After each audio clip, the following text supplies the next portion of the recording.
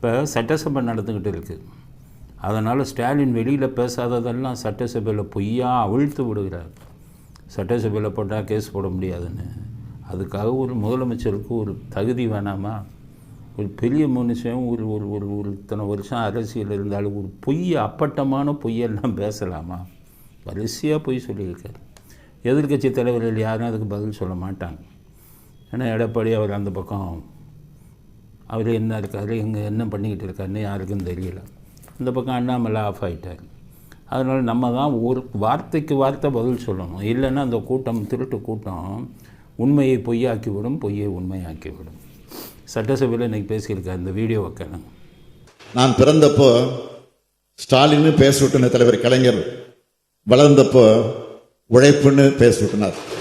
அந்த வீடியோவில் என்ன சொல்கிறாரு, அவருக்கு 2 பேர் இருக்கான். இந்த பாஷா படத்தில் சொல்லுவாங்க, மாணிக் அப்படி மாணிக்கம்னு வச்சுருப்பாங்க. அவருடைய ஃப்ளாஷ்பேக் பார்க்கும்போது சொல்லுவாங்க, இவருக்கு இன்னொரு பேர் உண்டு அப்படின்னு அவர் நடந்து வர்றதை காமிச்சு பாஷான்னு காமிப்பார். அது மாதிரி இவர் என்ன சொல்கிறார், எனக்கு 2 பேர் உண்டுங்கிறார். ஸ்டாலின்கிறது ஒரு பேர், 100 பேர் உண்டுங்கிறார். 100 பேர் உண்டுன்னு நிறைய பேருக்கு தெரியும், நாங்களே சொல்லியிருக்கோம். ஆனால் அதில் ஒரு டூப் அள்ளி விடுறார் ஒரு நாட்டின் முதலமைச்சர். இவருக்கு அவங்க அப்பா 100 பேர் வச்சாராம். அது என்ன பேரான், உழைப்பு. எவ்வளவு அப்பட்டமான போய் அண்ட புழுகன் ஆகாச புழுகனை பார்த்துருக்கேன். எந்த புழுகனும் ஸ்டாலின்கிட்ட நிற்கவே முடியாது. உழைப்புன்னு உங்கள் அப்பா வரைக்கும் பேர் வச்சாராம்.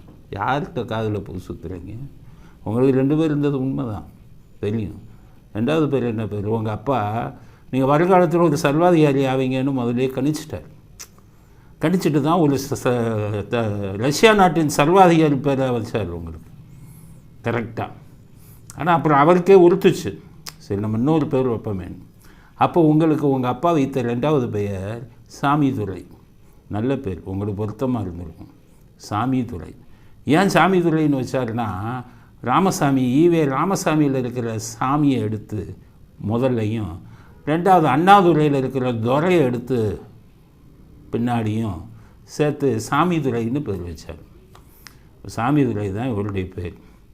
இருந்தாலும் அவங்க அப்பா வந்து ஸ்டாலின்னு கூப்பிட்டுக்கிட்டு ரெக்கார்டில் ஸ்டாலின்னு போட்டார். அதுக்கப்புறம் நான் ஏற்கனவே உங்களுக்கு சொல்லியிருக்கேன், இங்கே ஒரு பள்ளி ஆங்கில பள்ளியில் போய் ஒரு சேர்க்கணும்னு நினச்சார். நல்ல வேளை அந்த ஆங்கில பள்ளி தப்பிச்சு. சர்ச் பார்க் ஜெயலலிதா படித்தது. அப்போ ஆண்கள் பெண்கள் 2 பேரும் படிக்கலாம் அந்த காலத்தில். அங்கே போய் சேர்க்கணும்னு நினச்சாரு இவங்க அப்பா. இவருக்கு தமிழே ஒழுங்காக வராது. பேப்பர் வச்சுக்கிட்டு தமிழ் படிக்கிறாள். அந்த இங்கிலீஷ் கான்வெண்ட்லாம் அவர் போய் சேர்ந்துருக்க முடியுமா? ஆனால் அவங்க தீர்க்கதரிசிகள், அந்த கான்வென்ட் இவங்கெல்லாம் வாத்தியாருங்கள்லாம், அவங்க என்ன பண்ணிட்டாங்க, ரெக்கமெண்டேஷன், ஹெவி ரெக்கமெண்டேஷன் சிஎம் ஆஃபீஸ்லேருந்து வருது. எல்லாமே பார்த்தாங்க.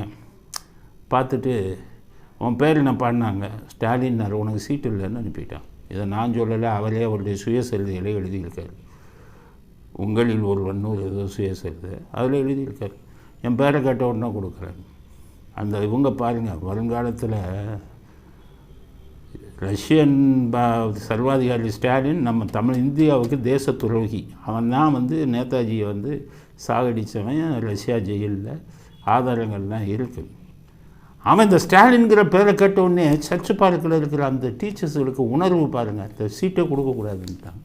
அப்போ உங்கள் அப்பா ஒதுக்கக்கூடிய வைக்கக்கூடாத ஒரு பேரை வச்சுருக்காரு இவருக்கு.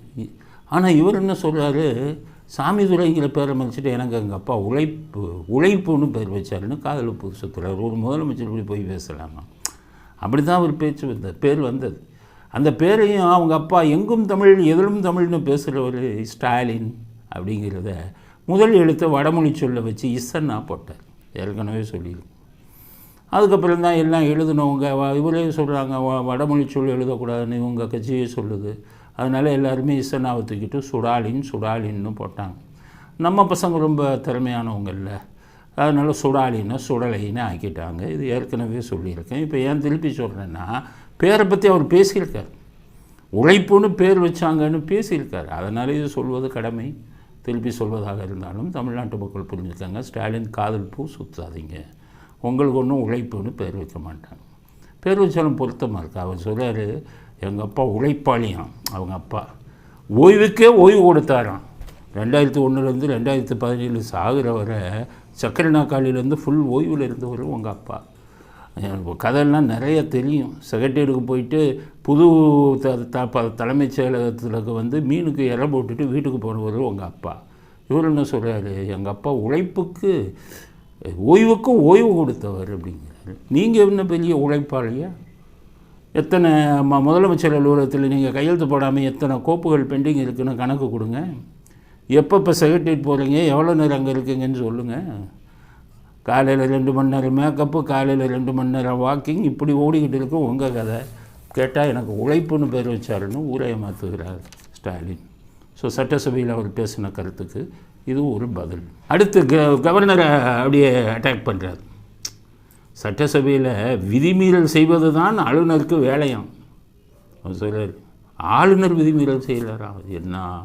அரசால தயாரித்து வழங்கப்படுகிற உரையை அப்படியே வாசிக்கணும் என்பதுதான் நடைமுறை மரபு. ஆனால் திட்டமிட்டு விதிமீறல் செய்வதில் தான் ஆளுநர் குறியாக இருக்கிறார்.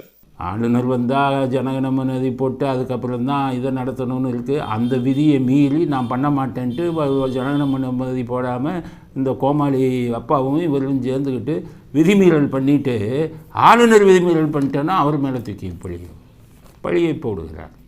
இவர் பையன் என்ன சொல்கிறாரு, ஆளுநர் வந்து அப்படி வாக்கிங் வருது, சட்டசபைக்கு வந்து வாக்கிங் வந்த மாதிரி போகிறாரு. வாக்கிங் வந்த மாதிரி போகிறது யார்? ஜீன்ஸ் பேண்ட்டும் டிஷர்ட்டும் போட்டுட்டு செக்ரட்டேரியட் வர்றது யார்? நீங்கள் செக்ரட்டேரியட் போகிற மாதிரியா போகிறீங்க? தலைமைச் செயலகத்துக்கு போகிற மாதிரி உதயநிதி நீங்கள் தான் வாக்கிங் போகிற மாதிரி போகிறீங்க. சென்னையில் பாருங்கள், வாக்கிங் போகிறவங்கெல்லாம் ஜீன்ஸ் பேண்ட்டு டிஷர்ட்டும் போட்டு தான் வாக்கிங் போவாங்க.